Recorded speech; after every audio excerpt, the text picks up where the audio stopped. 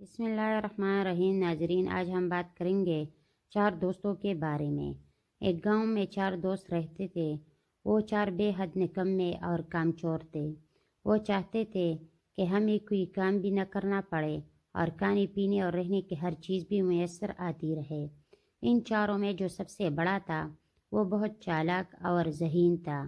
اس نے انہیں لوگوں کو بیوقوف بنا کر پیسے بٹورنے کا ایک عجیب طریقہ بتایا۔ اس نے کہا کہ ہم کسی دوسرے گاؤں میں چلے جاتے ہیں، وہاں کے لوگ ہمارے لیے اجنبی ہوں گے اور ہم ان کے لیے اجنبی ہوں گے۔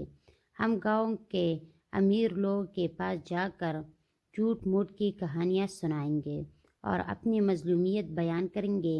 یوں ہمیں کچھ نہ کچھ پیسے مل ہی جائیں گے۔ تینوں دوستوں نے اس طریقے سے اتفاق کیا۔ چنانچہ اگلے ہی دن چاروں دوستوں نے رخت سفر باندھا اور ایک گاؤں میں پہنچ گئے۔ وہاں کے امیر لوگ کے پاس جا کر عجیب اور غریب جھوٹی کہانیاں گاڑتے اور بعض دفعہ اپنی مظلومیت بیان کرتے تو لوگ ان کو پیسے دے دیتے۔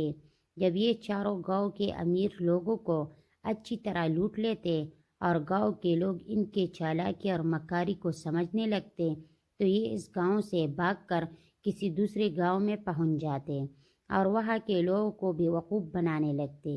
اسی طرح انہوں نے اچھا خاصا مال جمع کر لیا تھا اور جھوٹ بولنے میں مہارت ہو گئی تھی۔ ایک دفعہ یہ چاروں یوں سفر کرتے کرتے ایک دور دراز کے گاؤں میں پہنچے۔ وہاں ایک ہوٹل میں انہوں نے دیکھا کہ ایک کونے میں امیر کبیر تاجر بیٹھا ہوا ہے۔ اس کے آس پاس اس کا قیمتی سامان بھی پڑا ہوا تھا اور اس تاجر نے قیمتی لباس پہنا ہوا تھا۔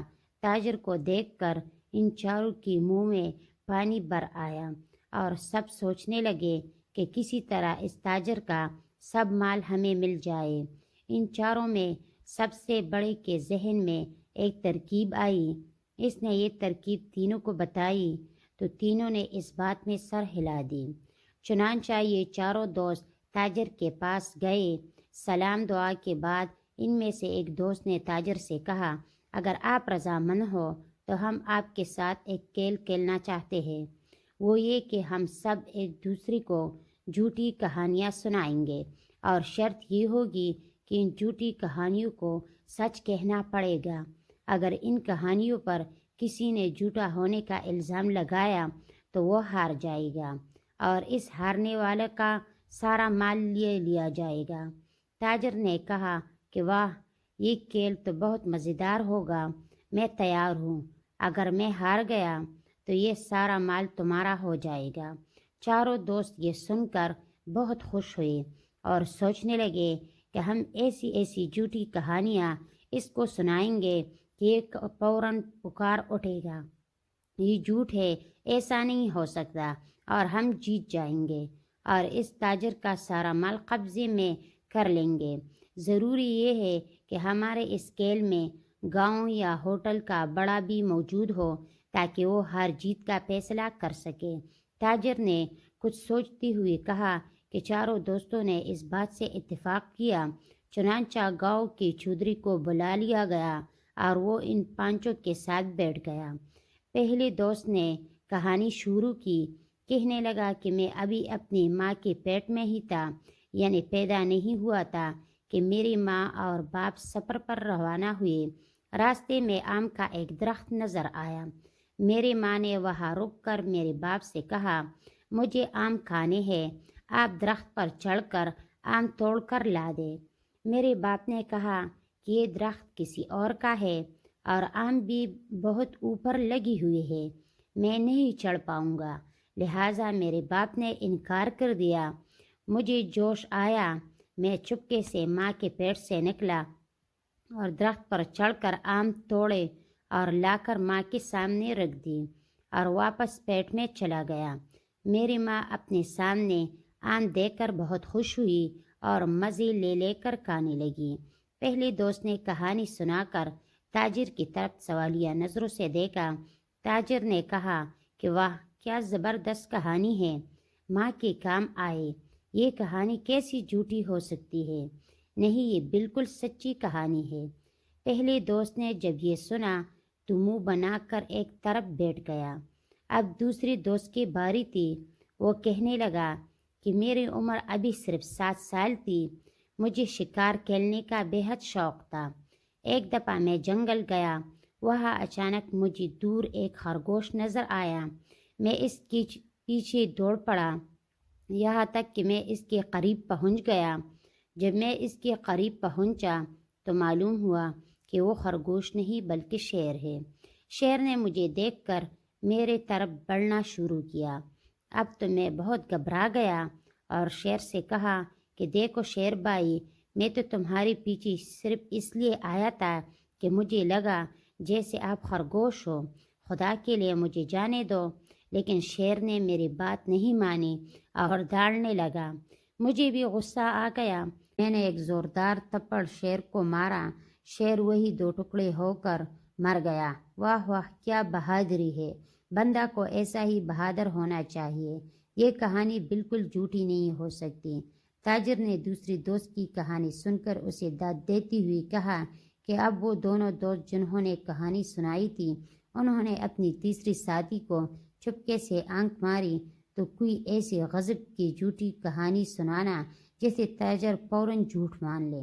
چنانچہ تیسری ساتھی نے کہنا شروع کیا کہ مجھے مچھلیاں پکڑنے کا بہت شوق تھا۔ اس وقت میری عمر صرف 1 سال تھی۔ ایک دن میں دریا کے کنارے گیا اور وہاں پانی میں جال ڈال کر بیٹھ گیا۔ کئی گھنٹوں جال لگانے کے باوجود ایک مچھلی بھی جال میں نہ آئی۔ میں نے پاس کھڑے مچھروں سے پوچھا کہ آج دریا میں مچھلی کیوں نہیں ہے، کہ انہوں نے بتایا کہ 3-4 دنوں سے ایک بھی مچھلی ہمیں نظر نہیں آئی۔ میں یہ سن کر حیران ہوا اور دریا میں غوطہ لگا دیا۔ دریا کے تہہ میں پہنچ کر میں نے دیکھا کہ ایک بہت بڑی مچھلی بیٹھی ہوئی ہے اور آس پاس کے تمام چھوٹی بڑی مچھلیوں کو کھائے جا رہے ہیں۔ یہ دیکھ کر مجھے اسی بڑی مچھلی پر بہت غصہ آیا۔ میں نے اس مچھلی کو ایک زبردست مکہ رسید کیا اور اسے وہیں ڈھیر کر دیا۔ پھر میں نے وہی دریا کے تہہ میں بیٹھ کر آگ جلائی اور وہی مچھلی پکائی اور کھا کر واپس دریا سے باہر آ گیا اور اپنا سامان لے کر گھر کی طرف چل پڑا۔ تیسری نے کہانی سنا کر امید بھری نظروں سے تاجر کی طرف دیکھا۔ تاجر نے کہا کہ بہت اچھی کہانی ہے، دریا کے سب چھوٹی مچھلیوں کو آزادی دلائی، کتنا نیکی کا کام ہے، بالکل سچی کہانی ہے۔ اب چوتھے دوست کی باری تھی۔ اس نے کہنا شروع کیا کہ میری عمر صرف 2 سال تھی۔ ایک دن میں جنگل میں گیا، وہاں کھجوروں کے بڑے بڑے درخت تھے اور ان پر کھجوریں بہت لگی ہوئی تھیں۔ میرا بہت دل چاہا کہ میں کھجوریں کھاؤں، چنانچہ میں درخت پر چڑھا اور پیٹ بھر کر کھجور کھائے۔ جب میں نے درخت سے نیچے اترنے کا ارادہ کیا تو مجھے لگا کہ میں نیچے اترتے اترتے گر جاؤں گا۔ میں بھول گیا تھا کہ درخت سے نیچے کیسے اترتے ہیں۔ میں درخت پر بیٹھا رہا یہاں تک کہ شام ہو گئی۔ اچانک میرے ذہن میں ایک ترکیب آئی، کیوں نہ میں گاؤں سے سیڑھی لا کر اس کے ذریعے سے نیچے اتروں۔ چنانچہ میں گاؤں گیا، وہاں سے سیڑھی اٹھا کر درخت کے ساتھ لگائی اور اس کے ذریعے سے نیچے اتر گیا۔ اب چاروں دوستوں نے امید بھری نظروں سے تاجر کو دیکھا کہ اب ضرور کہہ دے گا کہ نہیں، یہ کہانی جھوٹی ہے۔ لیکن تاجر نے آگے بڑھ کر چوتھے سے ہاتھ ملایا اور کہنے لگا کہ کیا زبردست دماغ پایا ہے، ایسی ترکیب تو بہت ذہین آدمی کے ذہن میں آ سکتی ہے، بالکل سچی کہانی معلوم ہوتی ہے۔ اب تو چاروں بہت گھبرائی ہوئی کہ کہیں ہم ہار نہ جائیں اور ہمارا سارا مال یہ تاجر لے آڑے۔ کہانی سنانے کی باری اب تاجر کی تھی کہ تاجر کہنے لگا کہ میں نے بہت سال پہلے ایک خوبصورت باغ لگایا تھا۔ اس باغ میں ایک سنہری رنگ کا بہت نایاب درخت تھا۔ میں اس کی خوب حفاظت کرتا تھا اور اس کو روز پانی دیتا تھا، یہاں تک کہ 1 سال بعد اس درخت پر 4 سنہرے رنگ کے سیب نمودار ہوئے۔ وہ سیب بہت خوبصورت تھے، اس لیے میں نے ان کو نہیں توڑا اور درخت پر لگا رہنے دیا۔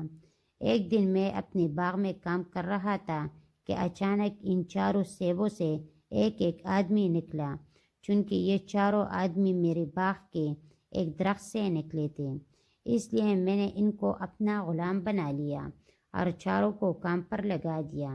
لیکن یہ چاروں بہت نکمے اور کامچور تھے۔ ایک دن یہ چاروں بھاگ گئے تھے اور خدا کا شکر ہے آج وہ چاروں غلام میرے سامنے بیٹھے ہیں۔ یہ کہانی سن کر چار دوستوں کی اوسان خطا ہو گئے۔ گاؤں کی چودھری نے پوچھا کہ ہاں بتاؤ، یہ کہانی سچی ہے یا جھوٹی؟ چاروں دوستوں کے ہاتھ پاؤں ٹھنڈے ہو گئے۔ تاجر کے اس کہانی کو جھوٹا کہے تو ان کا سارا مال تاجر کا ہو جاتا ہے، اگر سچ کہے تو تاجر کے غلام قرار پاتے ہیں۔ چنانچہ چاروں خاموش ہو گئے، نہ ہاں میں جواب دیا اور نہ ہی نہ میں۔ گاؤں کے چودھری نے ان کو چپ دیکھ کر تاجر کے حق میں فیصلہ کر دیا کہ یہ چاروں تمہارے غلام ہیں۔ یہ سن کر وہ چاروں تاجر کے قدموں میں گر پڑے اور لگے معافیا مانگنے۔